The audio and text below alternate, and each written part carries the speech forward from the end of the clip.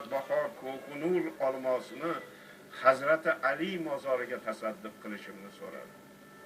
Shunda Bobur hazratlari shunday dedilar: men Humoyun Mirzoni shifo topishi uchun dunyodagi barcha olmoslardan ham qimmatliroq bir narsani qurbon qilmoqchiman. Lekin bu narsani siz u menga o'xshagan bandalari emas, agar lozim bo'lsa Parvardigorning o'zi olsin.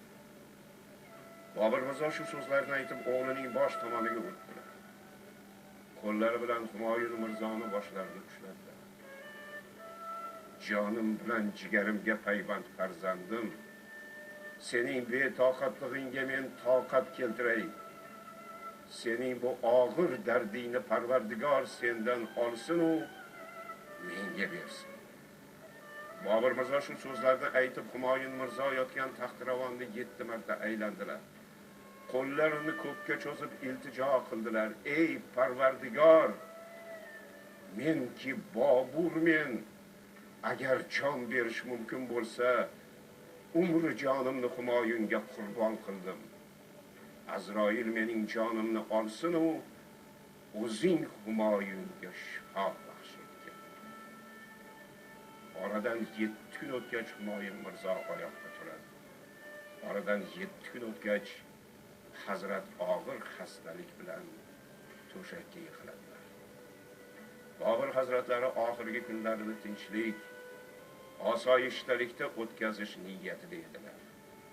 Lekin o'gay taqdir Bobur hazratlariga shuni ham ravo ko'rmadi.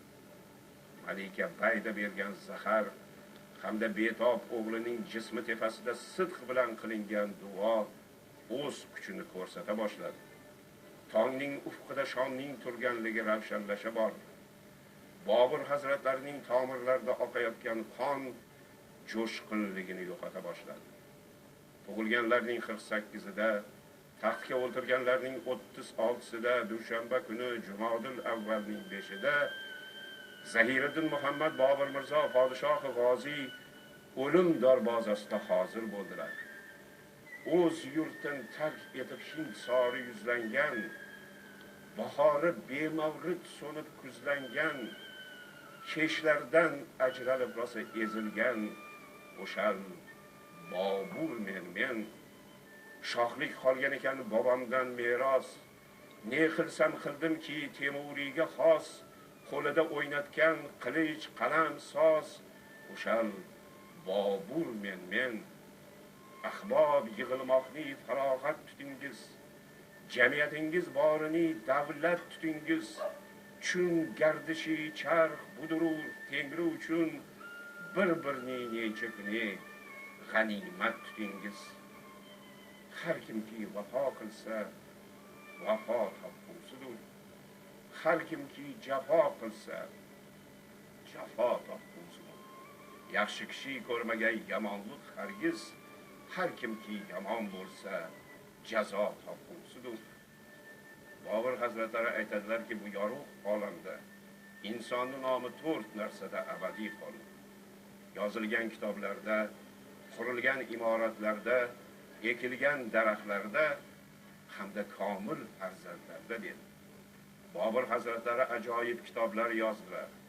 Bog'-rog'lar barpo etdilar. Ajoyib obidalar qurdilar. Komil farzandlarni tarbiya qildilar. Demak, Zahiriddin Muhammad Bobur hazrati oliylarining umrlari abadiylikka daxldor ekanligiga har birimiz iymon keltiramiz.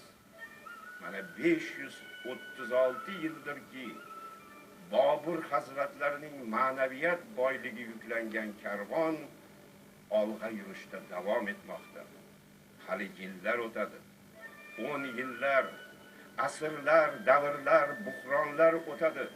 Lekin Bobur hazratlarining ma'naviyat boyligi yuklangan karvon savol bilmasdan qo'ng'iroqlarini jaranglatib olg'a yurishda davom etadi. Har birimizga buyuk bobomizning ma'naviy merosi katta hayot yo'lida hamisha hamroh bo'lsin. U kishidan qolgan ulkan ma'naviy meros bizni hamisha yaxshilikka va ezgulikka chorlab tursin.